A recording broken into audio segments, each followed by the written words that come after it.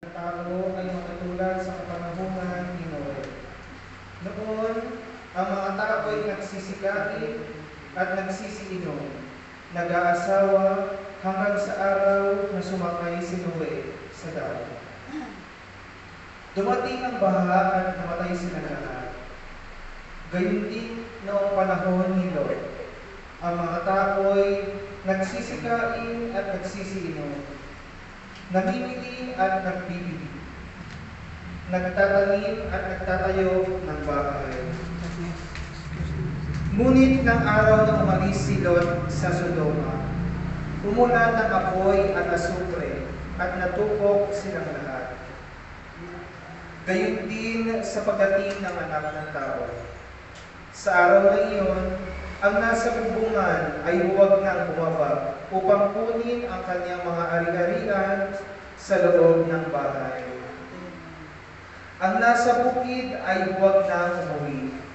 Alalahanin ninyo ang nangyari sa asawa ni Lot. Ang sino mang magsikap na iligtas ang kanyang buhay ay mawawala nito. Ngunit ang sino mang mawala ng kanyang buhay ay siyang magkakapagligtas nito.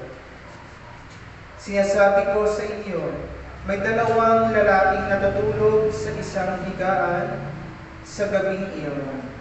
Kukunin ang isa at iiwan ang isa. May dalawang babaeng magkasamang gumigiling. Kukunin ang isa at iiwan ang isa. May dalawang lalaking gumagawa sa bukid. Kukunin ang isa at iiwan ang isa. Saan po, Panginoon? Ang tanong ng kanyang mga alagad. Sumagot siya, kung saan naroon ang mga bangkay, doon naman magkakatipon ang mga bumitre. Mga kapatid, ito po mabuting balita ng ating Panginoon. Pinupuri ka namin, Panginoong